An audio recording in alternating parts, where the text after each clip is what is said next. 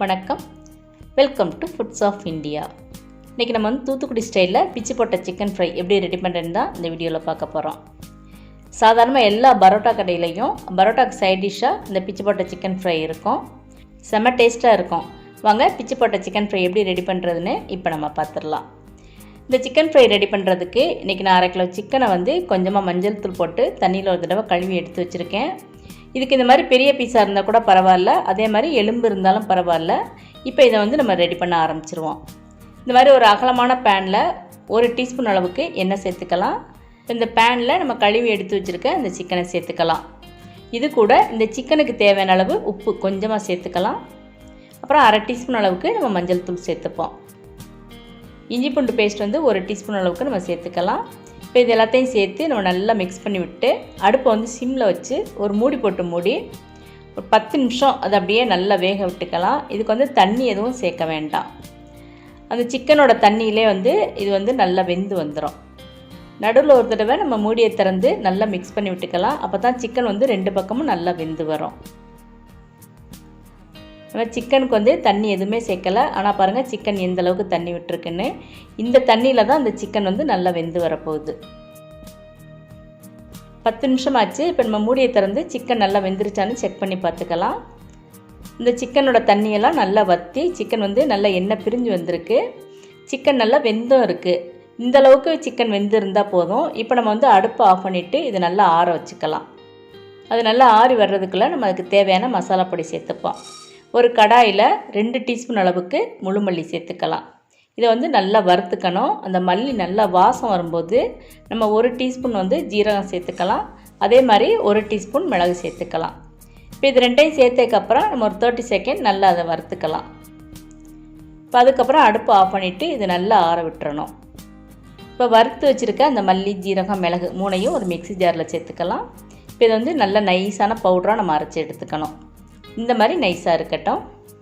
நம்ம வேக வச்சு எடுத்து வச்சுருந்த அந்த சிக்கன் நல்லா ஆறிடுச்சு. இப்போ இதை கைனால் நம்ம சின்ன சின்ன பீஸாக இந்த மாதிரி பிரித்து எடுத்துக்கலாம்.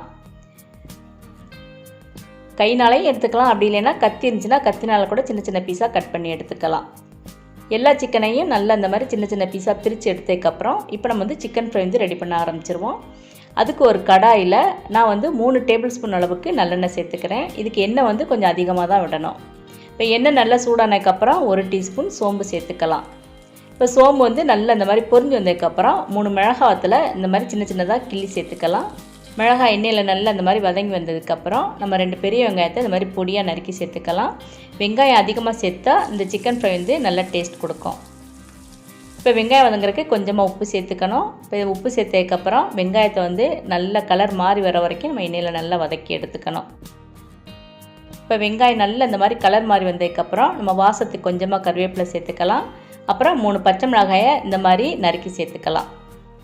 இப்போ இதெல்லாம் சேர்ந்து நல்லா வதங்கினதுக்கப்புறம் நம்ம இஞ்சி பூண்டு பேஸ்ட் 1 டீஸ்பூன் அளவுக்கு இதில் சேர்த்துக்கலாம்.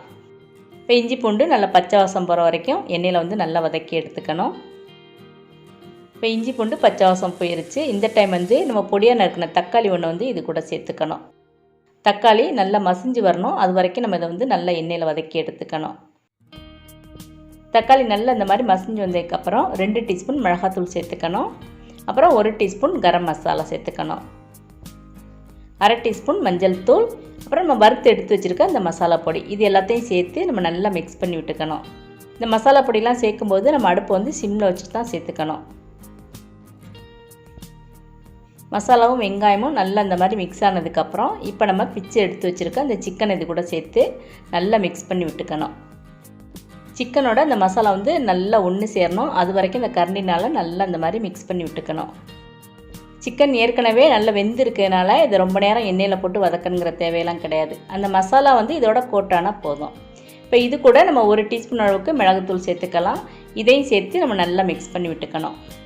உங்களுக்கு கைனால் சின்ன சின்ன பீஸாக கட் பண்ணுறது கஷ்டமாக இருக்குது அப்படின்னு நீங்கள் நினச்சிங்கன்னா பரவாயில்ல, நீங்கள் அப்படியே பெரிய பீஸா கூட போட்டுக்கலாம். அந்த மாதிரி பெரிய பீஸா போட்டு நல்லா இந்த மாதிரி மிக்ஸ் பண்ணதுக்கப்புறம் இந்த மாதிரி ஒரு ஷார்ப்பான கரண்டி இருந்துச்சுன்னா அதை வச்சு நல்லா கொத்தி விடலாம். இப்படி பரோட்டாலாம் கொத்து பரோட்டா கொத்துறாங்களோ அதே மாதிரி இது நல்லா கொத்தி விடலாம். அந்த மாதிரி செஞ்சாலும் சிக்கன் நல்லா சின்ன சின்ன பீஸாக வந்துடும். அந்த மசாலாவும் அது கூட நல்லா ஒன்று சேர்ந்து வந்துடும். நீங்கள் கைனாலே நல்லா சின்ன சின்ன பீஸாக பிரித்து எடுத்துருவீங்க அப்படின்னா இந்த மாதிரி கரண்டினாலாம் கொத்தி விடணுங்கிற தேவையெல்லாம் கிடையாது. அதை அப்படியே நம்ம எடுத்துக்கலாம். கடைசியாக மிளகுத்தூள் போட்டு நல்லா மிக்ஸ் பண்ணதுக்கப்புறம் இப்போ நம்ம வந்து அடுப்பை ஆஃப் பண்ணிடுவோம். இப்போ நம்மளோட டேஸ்டியான பிச்சு போட்ட சிக்கன் ஃப்ரை வந்து ரெடி ஆயிடுச்சு. இந்த பிச்சு போட்ட சிக்கன் ஃப்ரை வந்து பரோட்டா, அப்புறம் சாம்பார் சாதம், ரசம் சாதம், தயிர் சாதம், அப்புறம் எல்லா விதமான வெரைட்டி ரைஸ், இது எல்லாத்துக்கும் ஒரு சூப்பரான காம்பினேஷனாக இருக்கும்.